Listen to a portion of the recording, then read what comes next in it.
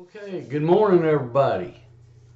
Uh, it's another version or episode or whatever of Tom's Soapbox. And I call it Tom's Soapbox because, first off, I'm not a preacher, nor am I a prophet. I am a believer. And I confess with my mouth that Jesus is the Son of God.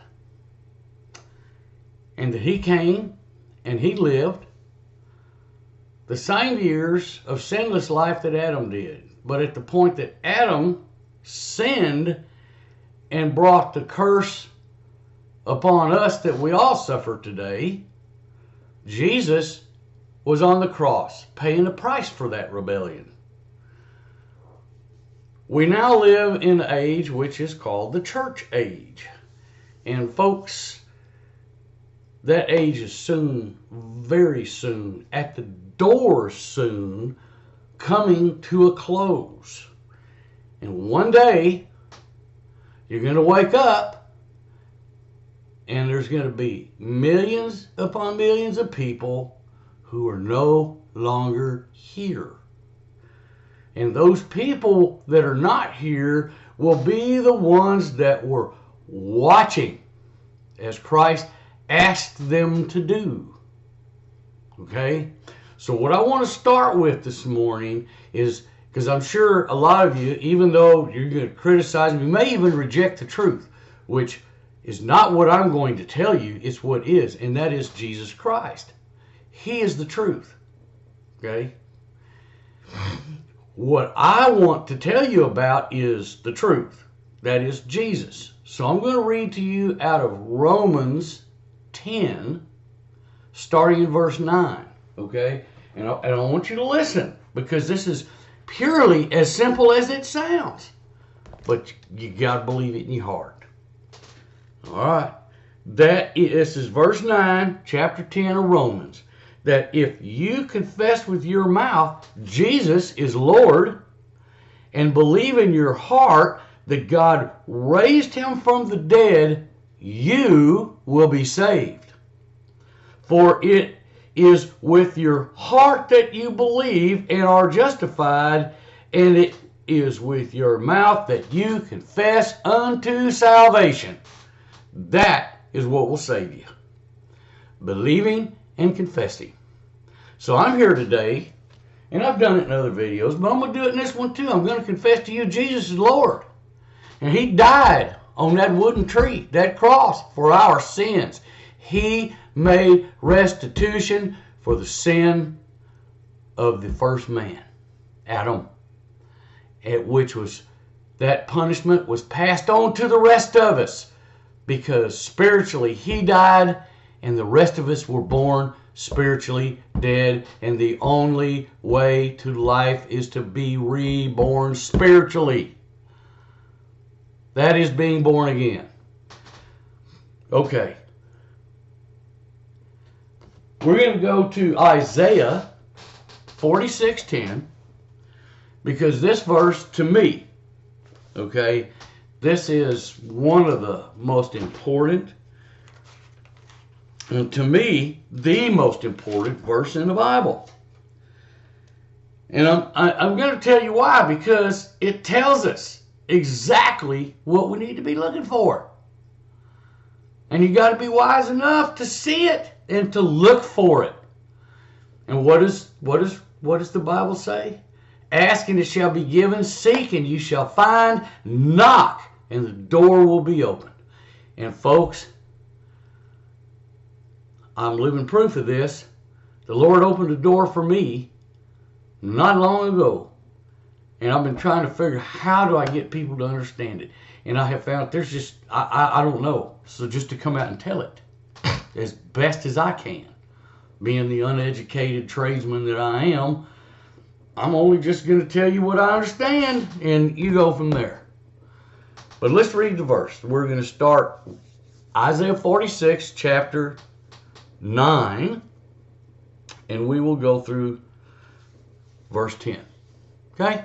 Again, Romans 9, 10, 9 and 10, and then this is verses 9 and 10. Remember the former things, those of long ago?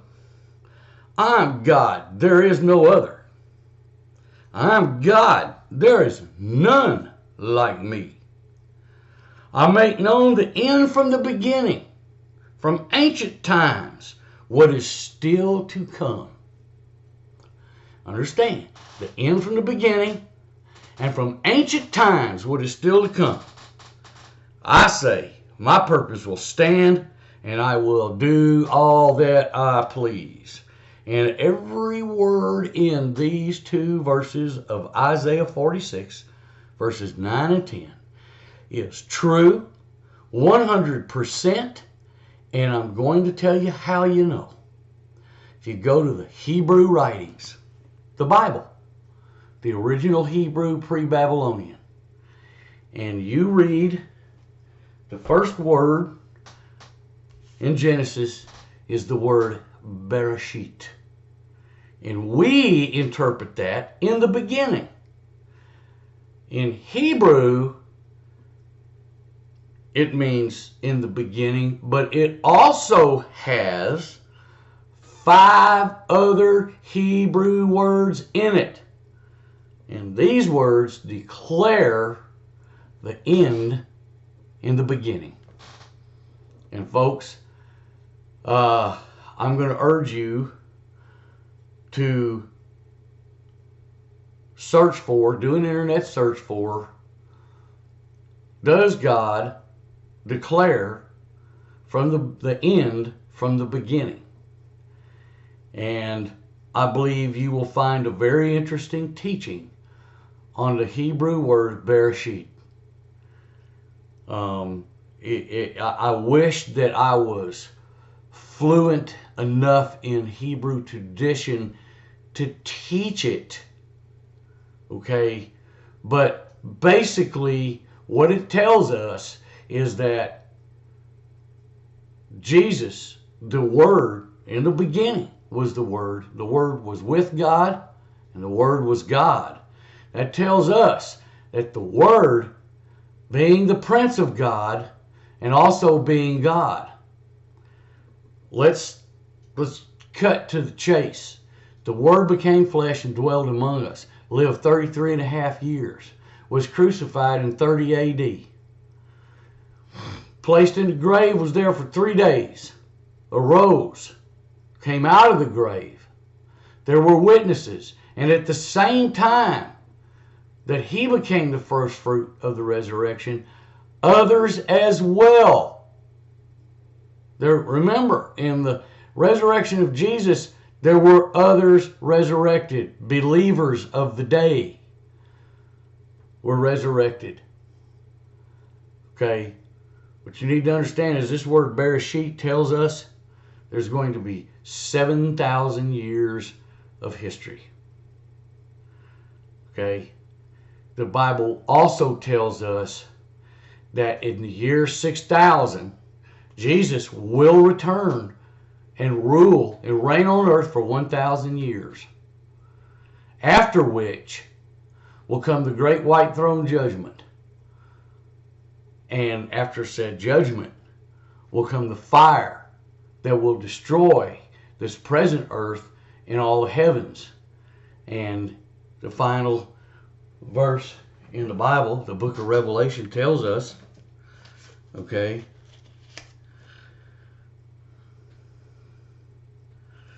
well, I won't say the final verse because the final part of Revelation tells you if you read it, you'll receive a blessing. And that's just a lifelong thing. Okay?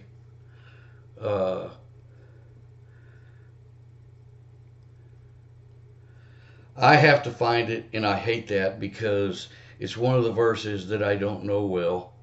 But basically in the book of Revelation, it talks about the fire, and it says, and I saw a new heaven and a new earth, and that will be the eternal heavens and earth. And I would submit that very few of us know what that time entails, other than there is absolutely no sin. Why? Because the Lord will have destroyed it in the first creation. I mean, why did he cast down Lucifer and all his fallen angels? And they're locked in this bottomless pit, this abyss, described as Gehenna and Tartarus and various locations within. And finally, the lake of fire.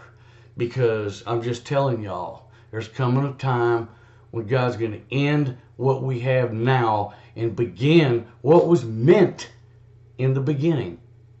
And those who believe, okay, those who confess Jesus as the Son of God, believing that he was crucified on the cross, was resurrected from the grave, and if you will confess it with your mouth, you will be saved.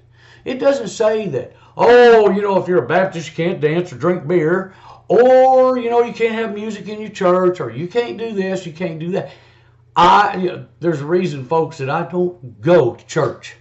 I'm not going to live by somebody's code that says in order to be saved, you got to live this here way. Nope. I have to live according to how the Spirit directs me. Now, the Spirit doesn't direct me to commit murder or rape or thievery, okay, or any other covetous, thieving, murderous idea. Okay? It doesn't teach me to get so involved with things like statues. The Bible tells us you shall have no graven images. Why are there so many statues?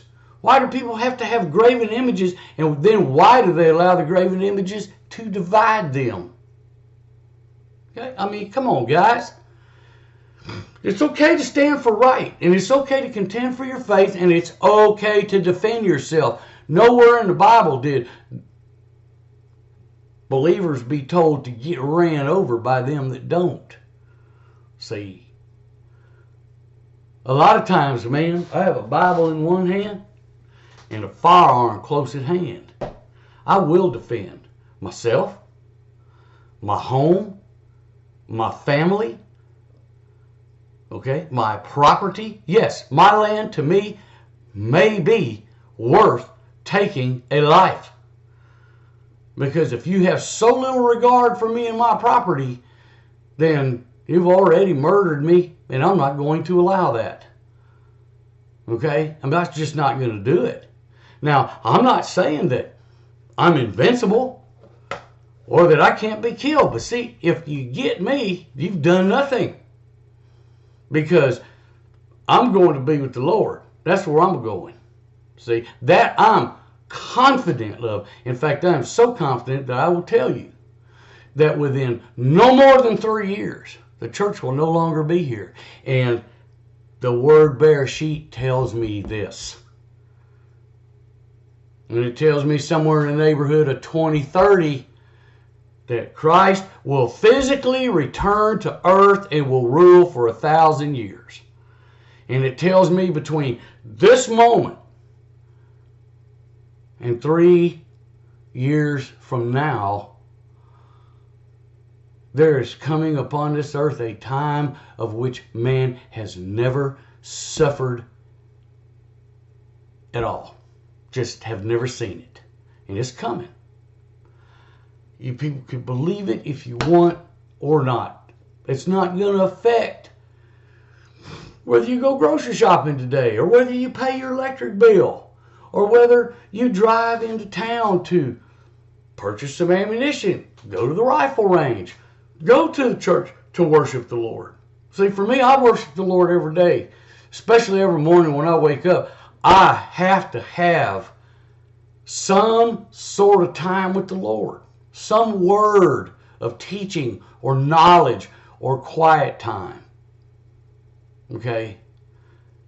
In my older years, I have learned that the most satisfying part of my day is that day which I am with the Lord.